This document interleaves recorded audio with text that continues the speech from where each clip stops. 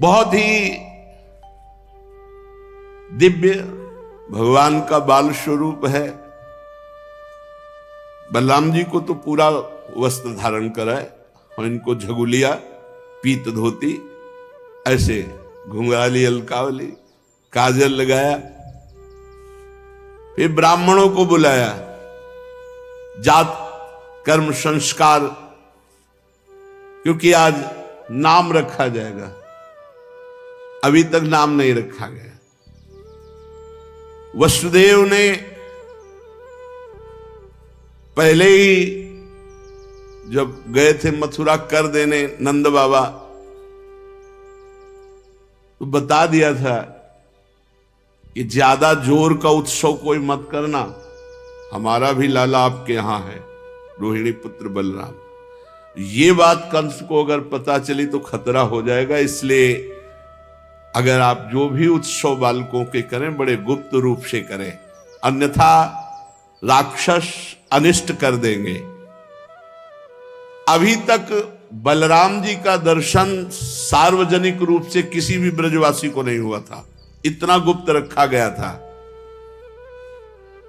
रोहिणी तनय के दर्शन ब्रजवासियों को नहीं, लाला के तो हो गए बाबा के, लेकिन बलराम जी को इतना छुपा के रखा गया था क्योंकि देवकी जी की 6 संतान मार डाले थे, तो इससे भय था देवकी जी की ही तो संतान बलराम जी भी हैं, आकर्षण करके रोहिणी जी के गर्भ में आए थे। वसुदेव जी की पत्नी, इसलिए बहुत नंद बाबा गुप्त रखे थे। और पहले ही जन्म बलराम जी का हुआ है, पर कोई उत्सव नहीं मनाया बलराम जी के जन्मदिन का। अभी तक कोई उत्सव बलराम जी का नहीं। इतना नंद नंदन का उत्सव हो गया, अभी तक बलराम जी को आंगन में नहीं लाया गया क्योंकि डर था। अब सबसे पहले बलराम जी को अब लाया गया नंद नंदन के पास। अभी तक गुप्त रूप से बलराम जी को रखा गया। जीव ही बलराम जी ने, वो तो उन्हीं के संग हृदय ही हैं, पर जे ही प्रथम बार नंद नंदन को देखा तो आनंद अश्रु बलराम जी के चल रहे, छवि में भर गए, मानो समाधि लग गई अपने प्रभु को देखकर। शेष जी है ना, रोहिणी तनय यशोदानंदन का ये परस्पर प्रथम मिलन, पूज्य राधा बाबा लिख रहे, ये प्रथम मिलन यहां है, अभी तक नहीं मिले। कितने आश्चर्य की बात है, कितना बलराम जी को गुप्त रखा गया। शुभ मुहूर्त, बड़े बड़े ब्राह्मण, बालक युगल मिदो पृथगालयाम्ब नतामेव, अलग गुप्त महल में रखा गया था बलराम जी को, जहां किसी का भी प्रवेश नहीं, केवल रोहिणी जी जाकर उनको पवाना, सहन कराना, बस। आज वहां से बाहर निकाल करके श्रृंगार, ऐसा गोरा रूप बलराम जी का, ऐसा सुंदर रूप नंद नंदन के पास आए। लालजू किलकारियां मार रहे हैं। अब एक ही जगह राम और श्याम, माताएं देख देख कर तृण तोड़ती है, नजर न लग जाए जोड़ी पर। रोहिणी जी तो अतिशय प्यार में भरकर यशोदा मैया से कहा, लाओ लाला को, और यशोदा मैया ने बलराम जी को गोद में ले लिया। ब्रजेंद्र नंदन का आज नामकरण संस्कार होगा। सुंदर धीमी गति के वाद्य बजाए गए, स्वस्ति वाचन हो रहा, और महान ऋषि गर्गाचार्य जी दोनों का नामकरण संस्कार करने के लिए आए।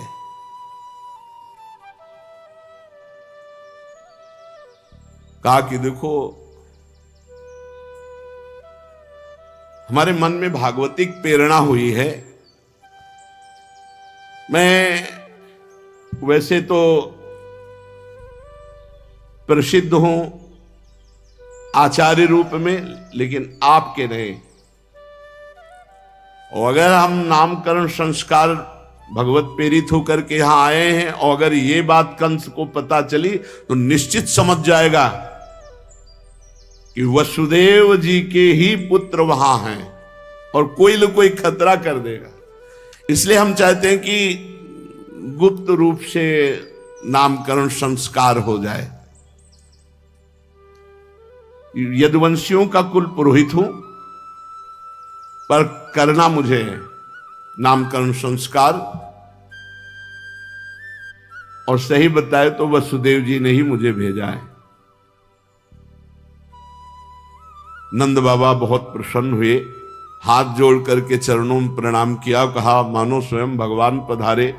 गर्गाचार्य जी आप विराजिए। उनके चरण धोए, आरती पूजा की, बड़ा अभिनंदन किया और कहा भगवान संत तो पूर्ण काम होते हैं, वो तो हम जैसे गृहस्थों को पावन करने के लिए पधारते हैं। आप जैसे महात्माओं का हमारे जैसे गृहस्थों के घर आ जाना परम कल्याण का स्वरूप है। हम तो घरों में इतने उलझ गए हैं कि हमारा चित्त जो है भगवान, या देखो कैसी दैन्यता, भगवान आंगन में खेल रहे। हमें लगता है कि हमारे कल्याण के लिए भगवान नारायण ने आप जैसे महापुरुष को भेजा है। प्रभु आप जैसे संत इंद्रिय और बुद्धि की सीमा के बाहर के हैं, हम पहचान नहीं सकते, लेकिन आप सब त्रिकालज्ञ महापुरुष हैं, ज्योतिष शास्त्र के ज्ञाता हैं, ब्रह्मवेताओं में श्रेष्ठ हैं। आज्ञा कीजिए। उन्होंने कहा कि मैं यदुवंशियों के आचार्य के रूप में जगत में प्रसिद्ध हूं। यदि मैं प्रगट उत्सव रूप करके तुम्हारे पुत्रों का नाम रखूंगा तो कंस पक्का समझ जाएगा। कंस की बुद्धि बुरी है, वो पाप सोचा करते हो। वसुदेव जी के साथ तुम्हारी घनिष्ठ मित्रता है, और जब से उसने सुना देवकी की कन्या तो उसने निश्चय कर लिया कि देवकी की कन्या नहीं हो सकती, आकाशवाणी थी 8वां पुत्र होगा जरूर। कुछ अगर उसको पता लग गया तो फिर अनिष्ट हो सकता है।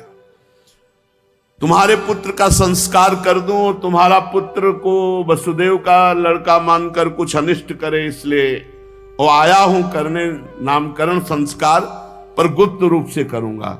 नंद बाबा ने कहा आचार्य गौशाला में चलते हैं। महल में तो आना जाना सबका लगा रहता है, गौशाला में एकदम एकांत बंद करके वो चुपचाप फिर नामकरण संस्कार, सिर्फ हम आप और बालक। गर्गाचार्य जी ने कहा यह बात ठीक है। आए ही थे संस्कार करने भगवत प्रेरणा से।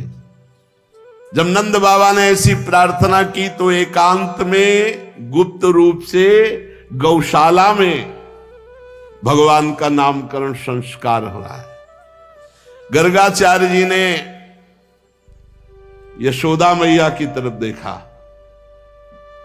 आपको पहले बताया कि अत्यंत दुलार में बलराम जी को यशोदा मैया ने ले लिया और रोहिणी जी ने श्याम जी को ले लिया, और ऐसे ही गौशाला में बैठ गई। तो यशोदा जी की तरफ देख कहते ये रोहिणी का पुत्र है, त्रिकालज्ञ महापुरुष है, ये रोहिणी का पुत्र है और ये सारे जगत को आनंद देने वाला होगा, इसलिए इसका नाम होगा राम। और ये अपार बल की, असीम बल की मूर्ति है, इसलिए इसका नाम होगा बल, और दोनों मिला के नाम होगा बलराम। और ये यदुवंशियों में और तुम लोगों में कभी भेदभाव नहीं करेगा, इसलिए इसका एक नाम होगा संकर्षण। ये सबको खींचता है अपनी तरफ। और ये रोहिणी की गोद में जो सांवला सांवला है ना, इसकी तो क्या महिमा कहूं, ये तो प्रत्येक युग में जन्म लेता है। ये पीछे बहुत रक्तपीत आदि विभिन्न रंग स्वीकार करके अवतार ले चुका है। अब की बार ये श्याम वर्ण हुआ, इसलिए इसका नाम होगा कृष्ण। गर्गाचार्य जी ने कृष्ण नाम, नामकरण संस्कार में कृष्ण नाम, वैसे तो भगवान के अनंत नाम है। नंद जी, ये तुम्हारा पुत्र पहले कभी वसुदेव जी के यहां भी प्रकट हुआ था। इस रहस्य को जानने वाले इसका नाम श्रीमान वासुदेव। तुम्हारे पुत्र के इतने नाम है कि हम रात दिन अगर उच्चारण करें तो भी पार नहीं पा सकते। अनंत नाम, अनंत गुण, अनंत कर्म। उन नामों को, उन गुणों को, उन प्रभाव को तो मैं जानता हूं, लेकिन संसार के सब प्राणी नहीं जानते। गर्गाचार्य जी ने कहा यह परम कल्याण स्वरूप है जो रोहिणी की गोद में है। सांवला सांवला ये कृष्ण, ये श्रीमान वासुदेव, ये परम कल्याण स्वरूप है। ये तुम्हारा परम कल्याण करने के लिए प्रकट हुआ है। समस्त गोप और गौओं को ये बहुत आनंदित करेगा। इसकी सहायता से तुम लोग बड़ी बड़ी विपत्तियों से सुगमता पूर्वक पार हो जाओगे। ब्रजराज, ये पहले भी युगों में प्रकट हुआ है। पृथ्वी में एक बार कोई राजा नहीं थे, डाकू चोर बढ़ गए थे, तो इसी ने सज्जन पुरुषों की रक्षा करने के लिए, दुष्टों का संहार करने के लिए अवतार धारण किया था। ये नहीं बताया कि कौन सा रूप। भगवान श्री राम, क्योंकि त्रेता में रामावतार और द्वापर में कृष्ण, तो पीछे युग में राक्षस बढ़ गए थे, तो उन राक्षसों का नाश करने के लिए इसने अवतार धारण किया था। नंद, तुम्हें कैसे बताए, ये जो रोहिणी की गोद में सांवला सलोना है ना, इस संपत्ति, सौंदर्य, कीर्ति में ये साक्षात भगवान नारायण के समान है। तुम बड़े भाग्यशाली हो, बड़ी तत्परता से इसकी सेवा में रहना। नंद बाबा को भली भांति समझाकर गर्गाचार्य जी गुप्त रूप से नामकरण संस्कार करके अपने आश्रम को लौट गए। नंद बाबा को बड़ा आश्चर्य हुआ कि गर्गाचार्य जी कह रहे पहले युगों में अवतार लिया, ये भगवान नारायण के समान। रोने लगे कि ये तो सब मेरे नारायण की कृपा। ये बिल्कुल नहीं आता बाबा के हृदय में कि भगवान है। यही है वात्सल्य, मेरा लाला, ये तो नारायण की कृपा है जो मेरा ऐसा सद्गुण संपन्न पुत्र हुआ। अब एक दिन मैया लाला को गोद में लेकर के बहुत पुचकार करके दुग्ध पान करा रही थी। लाला पीते चले जा रहे थे और मैया पिलाती चली जा रही थी वात्सल्य में भरकर। मैया के मन में आया कि ये इतना दूध पी रहा है तो कहीं अपच ना हो जाए। एक दार्भकमादाय स्वांकमारोप्य भामिनी प्रश्नुतम पाययामास स्तनम स्नेह परिप्लुता पीत प्रायस्य जननी सा तस्य रुचिरस्मितम मुखम लालयति राजन जम्भतो दृदशे दृशम इदम। दूध पिलाया, छोटी सी तोंद इतना दूध पी गया। तो लाला की तरफ देख के कि इतना दूध पीने पर अपच नहीं होगा तुझे, और ऐसे तोंद में ऐसे पेट में ऐसे। तो लाला मुस्कुराया, जोई आ किया खम रोदसी ज्योतिरनी कमासा शूरेन्द्रुवन्हि श्वसनाम बुधिश्च द्वीपान्नगास्तद्दुहित्रवनानि भूतानि यानि स्थिर जंगमानि। आकाश, पृथ्वी, ग्रह, नक्षत्र, तारे, पूरा चराचर जगत भगवान के मुंह में। मानो भगवान दिखा रहे मैया ये दूध मैं अकेले नहीं पी रहा, पूरे ब्रह्मांड को यहां से सप्लाई हो रही, पूरे ब्रह्मांड को जा रहा है ये दूध।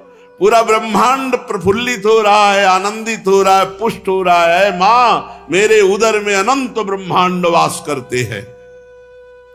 आकाश, अंतरिक्ष, ज्योतिर्मंडल, दिशाएं, सूर्य, चंद्रमा, अग्नि, वायु, समुद्र, द्वीप, पर्वत, नदियां, वन, समस्त चराचर प्राणी मैया ने लाला के मुख में देखा।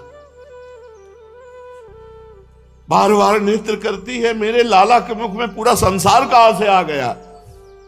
सावीक्ष विश्वम सहसा राजन संजात वे पशु पसीना पसीना हो गई मैया। वात्सल्य ने ऐश्वर्य को डांट लगाए, यहां तेरा काम नहीं है।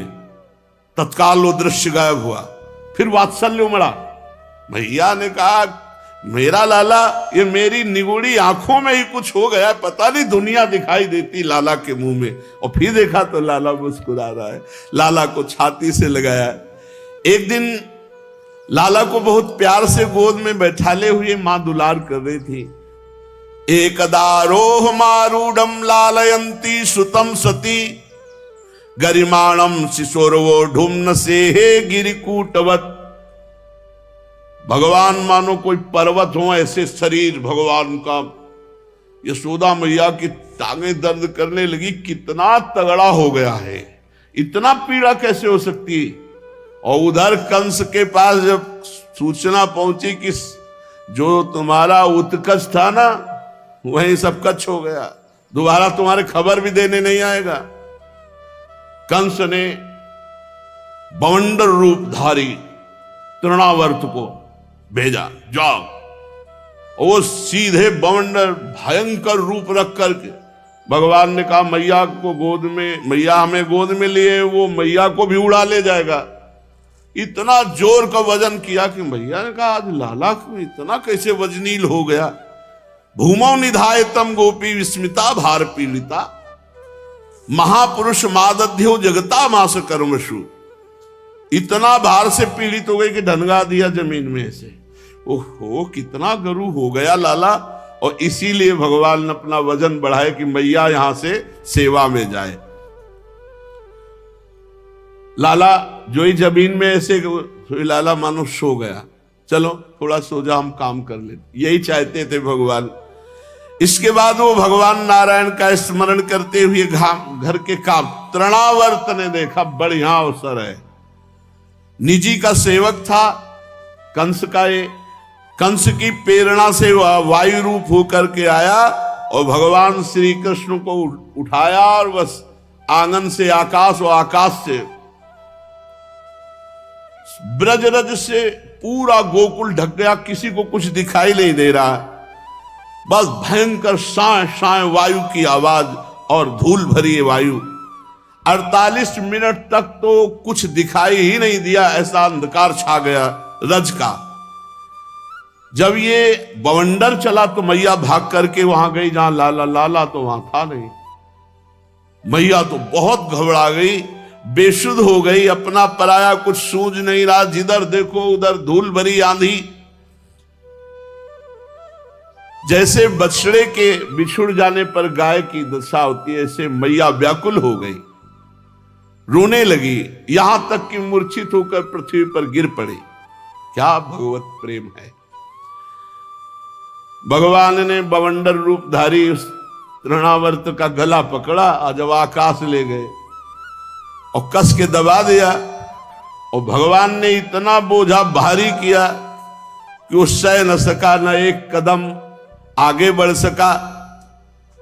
तृणावर्त भगवान श्री कृष्ण को नीलगिरी के समान सब इतना वजन बढ़ा लिया। भगवान ने कस के गला दबाया। शिशु रूप भगवान के गला दबाने पर वो निश्चेष्ट हो गया, असुर मर गया। आंखें बाहर निकल आई, बोलती बंद हो गई, प्राण पखेरु उड़ गए, अपना रूप असली धारण करके वहीं धम्म से गिर पड़ा।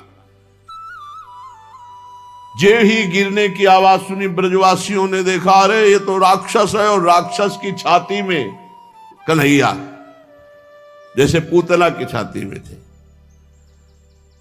दौड़ करके सब ब्रजवासी गए। भगवान श्री कृष्ण आराम से उसकी छाती पे। क्या धन्य है ये दैत्य भैया, धन्य है, धन्य है। परब्रह्म परमात्मा छाती में अंतिम श्वास निकल रही, इनसे ज्यादा धन्य और कौन होगा। गोपिकाओं ने दौड़ करके लाला को गोद में उठाया, छोटे से लाला, और भार नहीं सह पाया तृणावर्त। मैया जब होश में आई, लाला गोद में दिया। भैया अत्यंत आनंदित होकर बार बार भगवान नारायण को प्रणाम कर रही, भगवान आपने हमारे बालक की रक्षा की।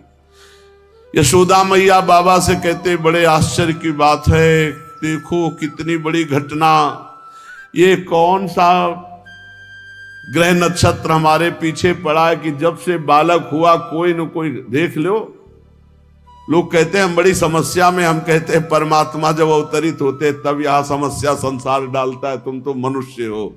चाहे रामावतार देखो चाहे कृष्णावतार देखो, देखो देखो ये राक्षस तो हमारे बालक को मृत्यु के मुख में डाल दिया था, परंतु हमारे नारायण भगवान ने जीता जागता हमें वापस कर दिया और उस दुष्ट को उसका पाप ही खा गया।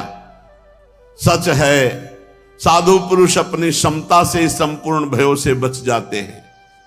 हम लोगों ने पता नहीं कौन सा ऐसा तप किया, यशोदा मैया नंद बाबा से कह रही, भगवान की पूजा की या किसी प्यासे को पानी पिलाया या कोई बाग बगीचा या कोई दान पुण्य बना जिससे हमारा बालक मरते मरते बच जाता है, ये बड़े सौभाग्य की बात है। जब नंद बाबा ने देखा कि महावन में बहुत सी अशुभ घटनाएं घट रही हैं, तो वसुदेव जी की बात पर बार बार याद आया कि वसुदेव जी कोई बहुत बड़े योगी हैं, वो कह रहे थे कि कोई न कोई अशुभ घटना घटेगी। भगवान सच्चिदानंद में अवतार ही इसीलिए लिए थे कि इन दुष्ट जनों का जो कभी भी उद्धार नहीं हो सकता था उनको परम पद प्रदान किया। अब कृष्ण बलराम घुटनों के बल धीरे धीरे चलने लगे। ये बकैया आंगन में एक दिन लालजू महाराज घुटनों के बल चल रहे थे। देख लो भक्ति का प्रभाव, परब्रह्म परमात्मा को घुटनों के बल चला रहे, कैसा खेल। तो पुराने घरों में डेहरी होती थी, लकड़ी की मोटी डेहरी, रोज कितना पवित्र जीवन गृहस्थी का कि माई लोग 4 बजे स्नान करके डेहरी पूजन रोज करती थी, रोज डेहरी पूजन, दीपक जलाना, गाय के गोबर से लीपना सामने और पुष्पों से चौक रोज का काम था। 4 बजे तो ये शुरू, हम यहाँ कहाँ 8 बजे सो के जगते, दलित दुराएं छाई हुई है 4 बजे।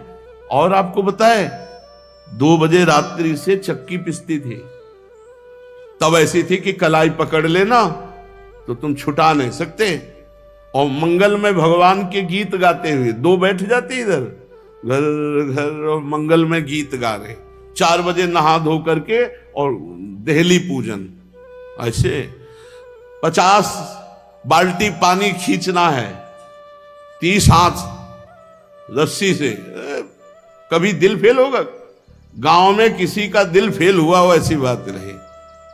कभी किसी को गैस की गोली भोजन पचा लेंगे इतनी रोटी, 2 लीटर मठा, आधी बेली गुड़, न शुगर और न लीवर, और ये एक बार नहीं, ये बाल भोग होता था, बाल भोग सच्ची कहते किसान के घर में मोटी मोटी चूल्हे की 5-6 रोटी और 2 लीटर मठा डाले पात्र में और मीसे और गुड़ से काट का, अरे लाल दरे फावड़ा चला रे, मेहनत कर। अब तो किसानी में कुछ नहीं रह गया, वो ट्रैक्टर से एक हार, एक मतलब 6-6 8-8 घंटे जोतना, तब 1 बीघा जोतता था। कितना पवित्र जीवन था। तो बाबा की मोटी डेहरी थी। अब लाला घुटनों के बल चला और ऐसे डेहरी के सहारे, और डेहरी में जो चढ़े तो पेट तो डेहरी में रख गया, पीछे से चरण उठ गए और आगे से हाथ पहुंचे नहीं तो बीच में टंग गए ना। अब रोने लगे तो देवर्षि नारद जी बीड़ा बजाते हुए पहुंच, देखा प्रभु रो रहे, ना तो आगे हाथ जा रहा ना पीछे पैर जा रहा है, क्योंकि बीच में टंग गए मोटी डेहरी नंद बाबा की। आसपास देखा, साष्टांग दंडोत में बोले प्रभु हटा दें आपको? अरे बोले चलो, ये तुम्हारे लिए नहीं है, ये मैया के लिए है। चुपचाप खड़े रहो, दूर जाके वहीं दूर जाके नारद जी खड़े रोना सुन, मैया रोना सुनकर भागती हुई आई, अरे मेरे लाला दासियों को डांटा देख। नारद जी ने कहा महाराज क्या लीला है, आनंद की डेहरी नहीं लाग पा रहे, वहां वामन अवतार में इतना बड़ा प्रभु, बड़े विचित्र खिलाड़ी। अब ये दोनों खिलाड़ी कृष्ण और बलराम धीरे धीरे घुटनों के बल चलने लगे। जब ये घुटनों के बल चलते हैं तो मैया ने कमर में करधनी बांधी और पैरों में घुंघरू, ऐसी रुंझुन रुंझुन आवाज होती है, ऐसे श्याम गौर जोड़ी दोनों बाबा के आंगन में खेलते हैं, मानो बाबा हर समय परमानंद में, और दोनों एक दूसरे को देखकर खिलखिला कर हंस देते हैं। एक दिन नंद नंदन बाबा के मणिजटित खंभ की तरफ धीरे से सहारे से पकड़ के उठे।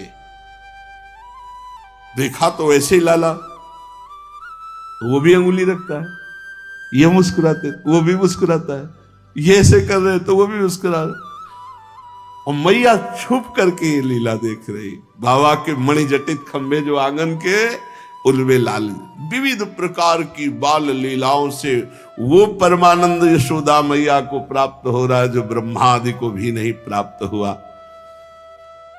चलते चलते किसी के पीछे लग लेते हैं, और जब वो इनको गोद में लेने को चलता है तो अरे फिर दौड़ करके पीछे घुटनों के बल ऐसे, और यशोदा मैया रोहिणी मैया ये देख देख करके आनंदित हुए। माताओं का हृदय वात्सल्य स्नेह से भरा हुआ है। कभी कभी अब ये घर के बाहर चलने लगे घुटनों के बल, और ब्रज रज लगाए हुए जब लौटते तो बड़ी सुंदर शोभा होती। माताएं उन्हें गोद में ले लेती, स्नान कराती, नए वस्त्र धारण कराती, स्तनपान कराती। जब ये दूध पीते ना तो बीच बीच में ऐसे मुस्कुरा देते, मंद मंद मुस्कुराहट, और दूध के दांत छोटे छोटे। क्या अद्भुत शोभा! मैया आनंद के समुद्र में डूब जाती। बलराम और श्याम अब धीरे धीरे खड़े होकर चलने लगे। अब ये ब्रज के गलियों में भीड़ लग जाती गोपियों की। श्याम बलराम आए, दौड़ दौड़ करके सब इनकी शोभा को देखती। ये बड़े खिलाड़ी, जैसे ब्रज में तो बछड़े घूमते तो बछड़े की पूंछ पकड़ लेते, और जब बछड़े भागते तो और जोर से पकड़ लेते और उनके पीछे दौड़ते। गोपियां सब अपना काम धंधा छोड़ करके बाल गोविंद की यही लीलाएं देखती और लोटपोट होकर परमानंद में मग्न रहती। कृष्ण बलराम ये दोनों बड़े चंचल खिलाड़ी। ये कभी गाय दूहने का समय के पहले सारे बछड़े छोड़ दिए, सब बछड़े दूध पी गए। कभी सींग वाले पशुओं से खेलते, कभी जो श्वान कुत्ते। हाँ, परमानंद दास को ठाकुर ले आए पिल्ला, ऐसा उसमें पता है ठाकुर जी। और क्या, ब्रज के कुत्ते परमहंस हैं, बड़े बड़े सिद्ध संत हैं। ठाकुर जी गोद में ऐसे उठाते पिल्ले को, और जब घर में ले आते मैया कहती अरे तुम ऐसे कैसे कर रहे हो। बड़े चंचल खेल खेलते, बड़े खिलाड़ी। कभी मोराज पक्षियों से, ये सब ब्रज के महान संत हैं। माताओं को हृदय में डर लगा रहता, कहीं कुछ ऐसा न कर ले जिससे इनका अनिष्ट हो जाए, इसलिए माताएं तो घर के काम कर ही नहीं पाती, सदैव इन्हीं को देखती रहती, इन्हीं के बचाने की चिंता में रहती। अब ये यशोदा और रोहिणी के लाल घुटनों के बिना सहारे के ये चलने लगे। अब पहली शुरुआत की अपने घर से। कृष्ण बलराम ने जितने माट रखे थे कमरे में सब फोड़ दिए और सब दही, नवीन वाले नहीं, जो एक दिन पहले के थे, सब फोड़ करके। बहुत सी गोपियां घर आई हुई थी। मैया ने कहा इनको डांटना पड़ेगा।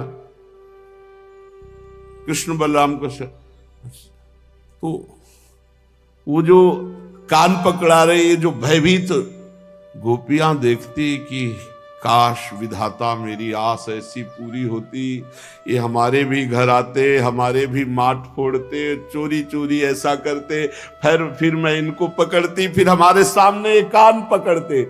ऐसा ऐसा सौभाग्य कैसे मुझे प्राप्त होगा। अंतर की बात ठाकुर जी अपने प्रेमी जनों की सुनते। ये जो माखन चोरी लीला है, इसको ये मत समझो बाबा के यहां कुंडों में थे दही दूध, लाला दिन भर डुबकी लगाए फिर भी पा न पावे ऐसे दूध दही माखन के थे। ये गोपियों की जो आकांक्षा थी ना कि जैसा यशोदा मैया को सुख मिल रहा वैसा मुझे मिले, तो भगवान ततस्तु भगवान कृष्णो वयस्यैर ब्रज बालकै सारामो ब्रज स्त्रीणाम चिक्रीडे जनयन मुदम। उनको आनंद देने के लिए सखा मंडली, भगवान के अष्ट नित्य सखा, जो अष्ट सखा है ये सब, और भी ब्रजवासी और ब्रज के बंदर। जिस घर में जाना होता ना, पहले से ब्रज के बंदर दूर से देखते हो, जहां नंदन नंदन घुसे सब खिड़कियों में लग जाते, क्योंकि पता है अभी माखन बाहर पवाया जाएगा। प्रभु अब घर घर ब्रजवासियों को सुख देने लगे। श्री चरणों में नूपुर बंधे, रुंझुन रुंझुन करके नंद नंदन और श्याम और उनके सखा और गोपी माट व्यवस्था सब करके छुप जाती थी, और पूरी लीला देखने के बाद फिर हम पकड़ेंगे। शेष चर्चा आगे। श्री राधा वल्लभ लाल की।